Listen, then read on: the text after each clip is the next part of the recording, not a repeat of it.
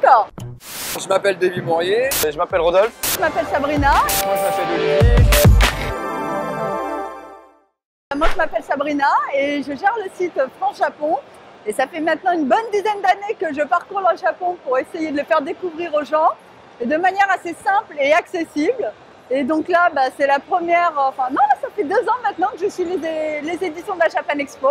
Et là, je suis sur le stand Vue du Japon pour rencontrer tout le monde, les amis. Et voilà, donc j'espère vous faire partager un petit moment de Japon. Alors, qu'est-ce qu'on trouve sur mon site? Beaucoup de fiches de visite. Parce que justement, le but, c'est pas forcément de faire rêver les gens, mais c'est surtout de leur donner les moyens de s'y rendre concrètement. Donc du coup, ce que je fais, c'est beaucoup de fiches de visite avec des fiches pour les aider à appréhender la culture, la monnaie japonaise, le système de transport, voilà, de manière simple et accessible à tous. J'ai pas la prétention de connaître le Japon mieux que tout le monde. Je suis comme tout le monde, mais voilà, j'essaie de donner le maximum d'infos. Alors le blog, en fait, c'est à la base, quand j'ai voulu me lancer sur ce site, j'organisais juste un voyage à titre personnel. J'avais beaucoup d'amis qui voyageaient à travers le Japon. Et je me suis dit, quitte à travailler pour tout le monde et à préparer mes séjours, autant le faire partager à tout le monde. Donc c'est parti avec un petit blog qui était l'équivalent d'un blog Skyrock. Et puis au fur et à mesure des choses, il s'est mis à grandir. J'ai rencontré des gens, ils se sont intéressés. Finalement, ça a pris son petit élan. Et du coup, maintenant, je me retrouve là. Mais voilà, au début, c'était vraiment pour organiser mes petits voyages sans prétention. Oui, c'est important pour moi parce que ça faisait des années que je les suivais depuis que je suis toute petite. Je le voyais en tant que visiteur et là, c'est un peu une consécration. C'est un rêve pour moi d'y être en mode presse et puis de rencontrer les gens, puis de parler de ce que j'aime. J'aurais jamais cru ça possible, donc rien que pour ça, je suis heureuse. Un gros Lost in Translation parce que comme beaucoup de gens, je le vivais à travers le Club Dorothée, toutes les émissions que je pouvais voir et j'avais l'image du Japon. Et en me retrouvant projetée là-bas et en arrivant sur place, je me suis rendu compte qu'en fait, je ne savais rien et que j'allais devoir tout réapprendre et ça a été un vrai choc culturel pour moi.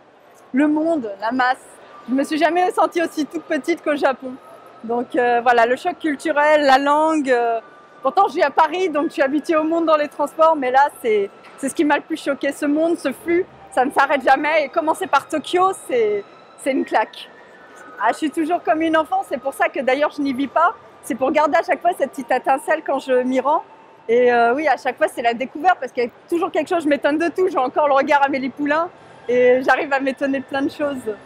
Je le connaissais à force, à travers David, l'émission Japon, donc oui, je le connaissais beaucoup. Et j'aime beaucoup le concept de rassembler les gens, parce que sur YouTube, c'est une grande toile, il y a énormément de choses, c'est difficile de s'y retrouver. Et avoir un collectif, ça permet aux gens de se rassembler, de partager autour d'une même passion. J'en ai regardé beaucoup au tout début, mais c'est vrai qu'à force d'aller au Japon, j'en ai regardé moins parce que j'ai besoin encore de m'émerveiller. Donc du coup, j'en recompte parce que j'ai toujours besoin de nouvelles idées. Comme je dis, je ne connais pas tout le Japon, je n'ai pas la prétention de le connaître. Et c'est toujours bon de le découvrir. Et du coup, même si je regarde à moi, je suis toujours curieuse de savoir ce qui se fait. Bien sûr, il y a la chaîne d'Ichiban, ça aussi, ça c'est normal. J'aime beaucoup vos petites émissions aussi, puis Mission Japon, parce que vous êtes authentique, ça fait vraiment... c'est pas préparé, c'est brut, mais c'est plein de vie, parce que finalement, c'est le voyage de tout le monde. Ça, j'aime beaucoup. Et... qu'est-ce que j'aime aussi? David Mintra aussi, qui est excellent, c'est professionnel, j'adore beaucoup son travail, je suis vraiment une fan de son œuvre. Et il y a tant que j'ai pas en tête, mais voilà, il y a beaucoup de chaînes que j'apprécie. Merci.